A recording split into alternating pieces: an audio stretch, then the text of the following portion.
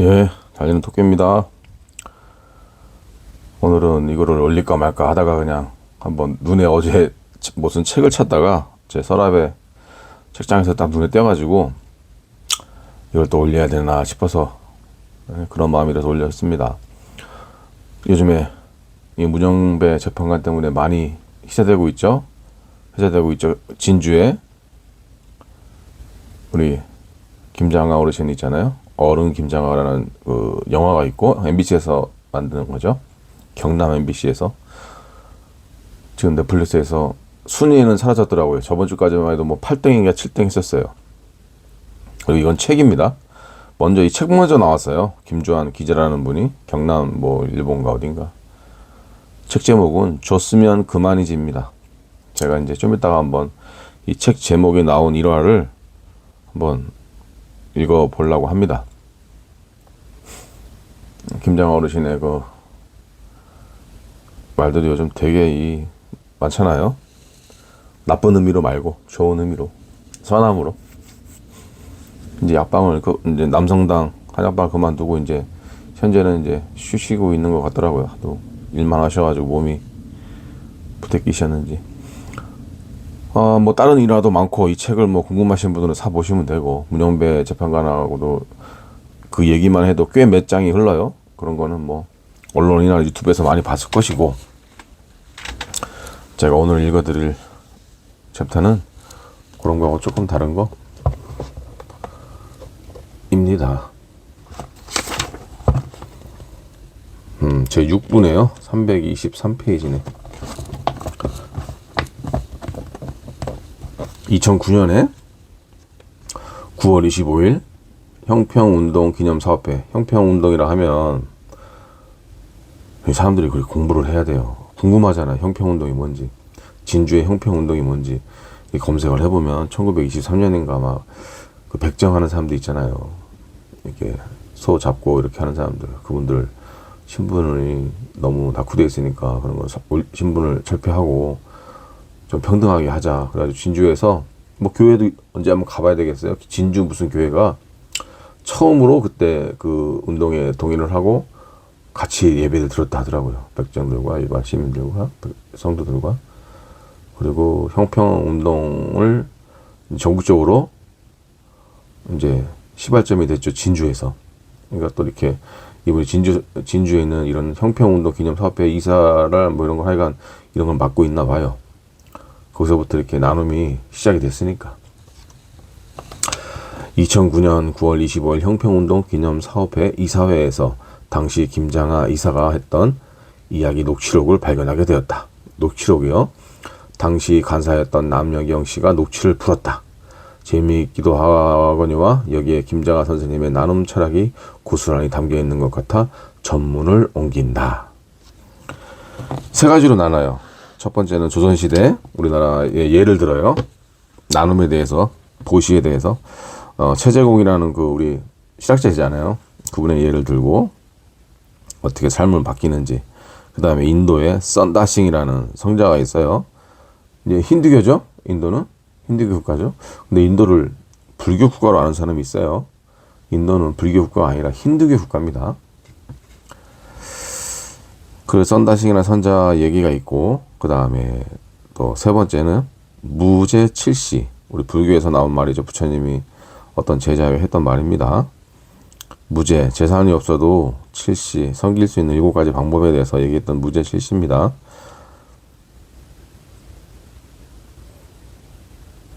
이 불교도 인간이 믿을 수 있는 아주 좋은 종교입니다. 한번 세 가지가 어떻게 이렇게 말씀을 하셨는지 2009년에 한번 원문을 제가 이제 읽어 보겠습니다. 반갑습니다. 이 사회가 좀 딱딱하다 해서 이야기가 있는 좀 재미있는 모임을 해보자 해서 이렇게 제가 시작하게 된 것 같습니다. 오늘 주제는 보시로 하겠습니다.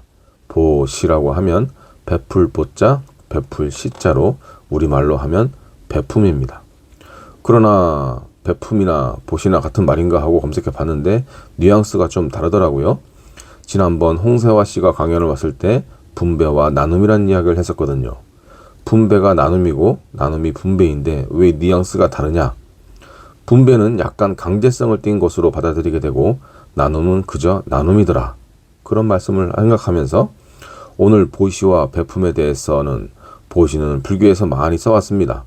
우리가 기복신앙에 젖어들면서 보시라는 말을 쓰면서 항상 뭔가 복을 받아야 할 것 같은 반대급부적인 어떤 어원이 담겨 있는 것 같은 이런 생각이 들고 베품이라면 그냥 베푸는 것이 아닌가 그런 생각이 드는데 불가에서 보시란 말을 쓸 때도 절대로 반대급부나 어떤 복을 주는 이런 말은 안 했을 걸로 확신하고 있습니다. 그러나 우리가 생활 속에서 그런 뉘앙스를 받고 있다는 말씀을 드리면서 보시나 베품이나 같은 말이 아니겠는가 새삼 이렇게 생각을 해봅니다. 보시에 대해서는 오늘 여기 나오신 우리 형평 이사님들이나 인식 개선팀의 여러 선생님들 사실상 자기 시간과 금전 소비를 하면서까지 엄청난 많은 봉사활동을 하고 계십니다. 새삼스레 이 보시에 대해서 어떻게 중요한가에 대해서는 저는 말씀드리지 않겠습니다.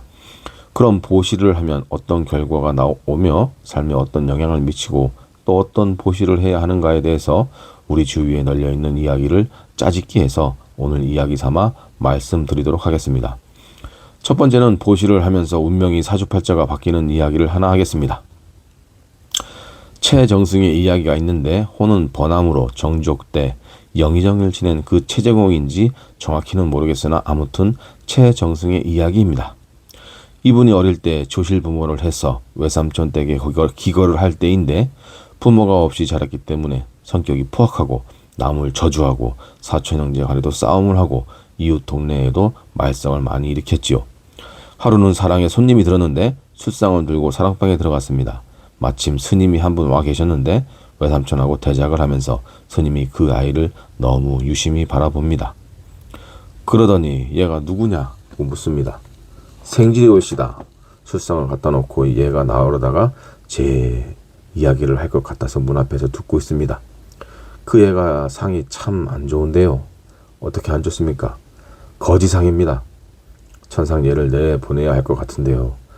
그렇지만 의지할 데 없는 애를 어떻게 내보냅니까? 그러면 이 애를 데리고 있으면 이 집도 망할걸요. 아마 이 애가 들어온 이후로 가세가 많이 기울었지요. 사실 그렇게 합니다만 차마 인정상 내보내지 못하겠습니다. 그 이야기를 들은 아이가 그날 저녁 고민을 합니다. 내 상이 거지상이라니 도저히 이해도 안 될 뿐더러 가만히 생각해보니 내가 부모 없이 자라며 이 집에 와서 얻어먹는 것만 해도 거지 생활이다. 어떻게 해야 될 것인가? 떠나야 할 것인가? 마음이 자꾸 바뀌지요. 이때까지 돌아보아준 외삼촌에 대한 고마운 마음도 이제 새삼스레 듭니다. 그러면서 마지막에는 떠나야겠다는 결심을 합니다. 어차피 거지 생활을 할 것 같으면 굳이 이 집에 폐를 끼치면서까지 거지 생활을 할 필요는 없지 않겠냐. 이런 생각을 하면서 그 집을 몰래 떠납니다. 떠나서 마을을 다니며 얻어먹고 있으니까 마침 쑥 굽는 할아버지가 갈 곳이 없느냐 합니다. 없다고 하니까 얻어먹을 것이 아니고 쑥굴에 와서 일을 거두어 주면서 같이 있게 되지요. 숯을 구워 팔기 위해서 시장에 갔는데 시장에서 마침 진짜 거지를 만나게 된 거예요. 애젖을 빨리는 아주머니인데 얼마나 굶었던지 젖이 안 나와 애는 울고 있고 아무도 거들떠보지 않아요. 국밥을 사다가 먹이면서 숲 한 돈을 그 아주머니한테 다 줘버리고 빈손으로 숯굴로 돌아갔습니다. 할아버지가 숲 한 돈을 어쨌느냐 해서 시장에서 있었던 일을 이야기합니다. 그랬더니 그 할아버지가 일한 삭에서 제하겠지만 그 일은 참 잘했다고 합니다. 그날 저녁에 그 애가 누워 자면서 환희를 맛본 겁니다. 인생을 살아오면서 가장 바람직스러운 일을 했다는 생각을 하게 되고 여태까지 살아오면서 이런 환희를 느껴본 적이 없었습니다. 이런 일을 하면 굉장한 희열이 오는구나 하는 걸 새삼스레 느끼면서 그 이후로 이 애는 계속 숯을 팔면 어려운 이들을 돌보는 일을 몇 년을 계속합니다. 숲 굽는 할아버지가 세상을 버리고 나서 이제 그 숲 굽는 굴을 인수하게 되죠. 많은 양을 시내에 갖다 팔고 이익이 남는 것은 어려운 사람들을 위한 봉사활동을 얼마나 많이 했던지 그 고을에서는 채도령이라고 이름을 내게 됩니다. 채도령을 만나면 모든 어려움이 해결될 것이다. 이런 봉사를 하면서 그의 마음이 계속 바꿔지는 겁니다. 내가 평생 거지인데 이런 일을 하면서 내 마음이 왜 이렇게 기뻐지는가? 남을 저주했던 마음도 사랑하는 마음으로 바뀌고 이웃을 돌봐주려는 진심이 자꾸 생기는 가운데 근 10년의 세월이 지난 뒤에 이제는 마음이 상당한 깨달음도 얻게 되었고 외삼촌이 보고 싶기도 했습니다. 그래서 외삼촌 댁을 방문했습니다. 마침 그 스님이 또 와 계셨어요. 아니 이 사람이 왜 이리 상이 바뀌었어? 상이 바뀌어 있었던 거예요. 틀림없이 죽음의 일은 사람을 수없이 구해준 모양이구나. 궁상이 없어지고 오히려 부해지는 상으로 바뀌었구나. 자, 이 애를 이제 글을 가르쳐 보십시오.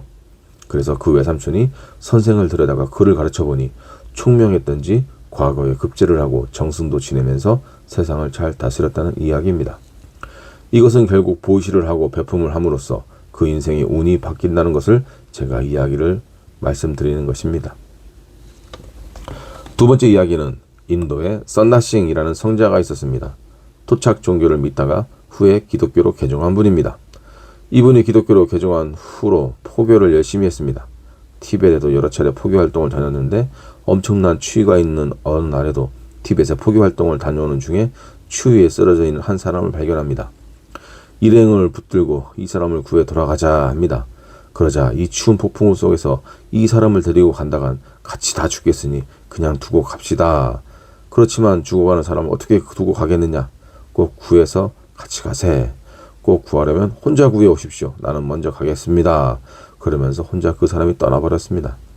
썬다싱은 그 눈보라 속에서 죽을 고생을 하며 마을 어귀에 다다라 보니까 그 먼저 갔던 사람은 그 추위 속에서 동사를 해버렸고 자기는 업고 오며 서로 체온을 유지하면서 둘 다 결국 살게 된 거예요.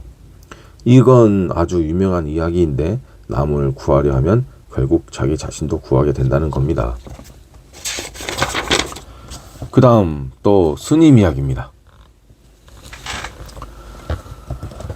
스님이 그 눈보라가 치는 어느 추운 겨울날 고개 마루를 넘어서 이웃 마을로 가고 있습니다.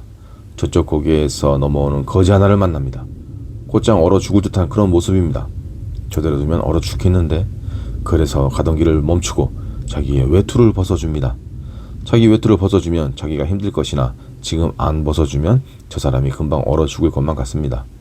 엄청난 고민 끝에 외투를 벗어준 건데 그 거리는 당연한 듯이 받고는 그냥 가려는 겁니다. 그래서 이 스님이 기분이 나빠진 거예요. 나는 엄청난 고민을 하고 벗어준 것인데 저 사람은 고맙다는 인사 한마디 없구나 싶은 것이죠. 그래서 여보시오, 고맙다는 인사 한마디는 해야 할 것 아니오 했더니 그 거린이 하는 말이 줬으면 그만이지 뭘 칭찬을 되돌려 받겠다는 것이오. 그래서 그 스님이 무릎을 칩니다. 아, 내가 아직 공부가 모자라는구나. 그렇지, 줬으면 그만인데 무슨 인사를 받으려 했는가. 오히려 내가 공동을 쌓을 기회를 저 사람이 준 것이니 내가 저 사람한테 고맙다고 인사를 했어야지. 왜 내가 저 사람한테서 인사를 받으려 한 것이냐. 탄식을 하면서 그 고개를 넘어왔다는 이야기입니다. 이 이야기는 우리가 봉사를 할 때 어떤 마음으로 봉사를 할 것인가를 느끼게 해줍니다. 요새 10,000원어치 봉사를 하면서 고아원 앞에서 사진을 찍고 100만원어치 피아를 한다든지 그 봉사의 가치를 되돌려 받으려 한다든지 반대의 굿불을 바라고 봉사를 한다든지 이런 봉사의 개념에서는 정말 맞지 않는 이 스님의 이야기를 우리는 떠올려 봐야 하지 않나 생각합니다. 보시를 하는데 엄청난 재산이 필요하고 돈이 많이 필요한가? 꼭 돈이 많아야 봉사를 하고 보시를 해야 보시가 가치가 있는 것인가? 그러면 돈이 없는 사람은 보시할 자격이 없는 것인가? 이런 문제를 이야기하는 중에 무제칠시라는 말이 있습니다. 재산이 아무것도 없어도 7가지나 봉사할 수 있는 기회가 있다는 것이죠. 그게 뭐냐면 첫째가 화한시라는 겁니다. 얼굴빛을 환하게 해서 상대를 더 대할 때 이것도 큰 봉사라는 것이죠. 둘째는 자안시, 눈빛을 편하고 부드럽게 해서 상대를 바라보는 것도 큰 봉사라는 겁니다. 이건 재산이 없어도 되거든요. 그 다음에 언사시, 말씨를 부드럽게 해서 상대방의 마음을 편안하게 해주는 것이 크나큰 봉사입니다. 그 다음에 심려시라고 하죠. 마음 씀씀이입니다. 서로가 마음과 마음을 위로해주는 그런 마음가짐이 필요합니다. 그 다음에 사신시라고 하지요. 결국 몸으로 때우는 겁니다. 할머니가 무거운 짐을 들고 가면 좀 들어주고 얼마든지 몸으로 때울 일이 있습니다. 그리고 하나는 상자시, 자리를 양보하는 일입니다. 자기를 양보하는 일은 큰 돈 안 들여도 우리가 할 수 있는 일이거든요. 마지막으로 방사시입니다. 요즘 와서는 그런 일이 좀 적겠습니다만 그래도 방을 빌려줄 일이 있을 것입니다. 옛날에 나가네가 많이 다닐 때 그 나가네가 집 떠나서 어느 헛간이라도 좀 재워달라 할 때 방에 재워주는 것, 이것은 정말로 엄청난 보시가 되는 것입니다. 그래서 이 7가지를 무죄칠시라 그럽니다. 재산이 없어도 할 수 있는 7가지 보시입니다. 어찌 보면 아주 쉬운 일입니다. 쉬우면서도 실천해 보려 하면 참 어려운 일이 이 무죄칠시입니다. 돈이 없어도 할 수 있으면서도 막상 해보려 하면 가장 어려운 일이 이 무죄칠시입니다. 그래서 오늘 제가 말씀드리고 싶은 것은 이 보시와 베품이 큰 돈에서 비롯되는 것이 아니고 10,000원 내는 사람이나 1억을 내는 사람이나 그 내는 마음은 똑같다는 이야기입니다. 이래서 재산이 없어도 봉사할 수 있고 있으면 더 좋고, 그래서 숨 막힐 듯 아귀다툼하는 이 사회에서 우리가 보시를 통해 신선한 공기주머니를 터뜨리는 것과 가뭄 후에 오는 소나기와 시원함을 느낄 수 있는 그런 기회가 되기를 바라는 마음에서 오늘 이 말씀을 마치겠습니다.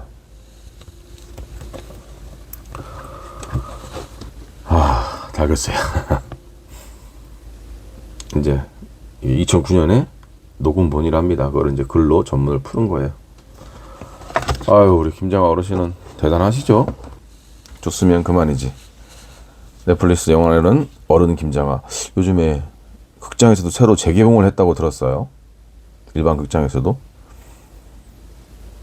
아마도 일반적인 우리 대한민국의 줄부들, 부동산 부자들 같이름에 돈을 모으고 불렸으면요, 제가 어제 계산을 대충 해보니까 아마 수천억 부자 됐을 겁니다. 아주 자식들은 호가호위 하면서 아주 지역 유지로 계속 살았을 거예요. 그 많은 돈 다 가난한 사람들 도와주고, 장학생 선발해서 돈 주고, 뭐 급하다면 돈 주고, 학교를 만들어서 명신고등학교죠, 국가에 헌납을 하고, 그 재산 돈이 얼마입니까? 학교가 크잖아요. 그 땅값이며 건물값이며 못해도 수백억은 합니다. 한만 지방이라 해도. 그런 거 그때 우리나라가 완전 경제 고도개발을 할 때 아닙니까? 이분이 돈 벌 때가, 최고로 돈 벌 때가. 하루에 막 300명, 400명 뭐 그렇게 방문을 했대요. 지방에서 소문이 나가지고. 서울에서도 가고 뭐 온 나라에 다 갔답니다. 돈을 긁어 모았대요, 현금을. 그때는 누가 있어요? 뭐 누가 카드를 줬어요? 뭐 수표를 줬어요?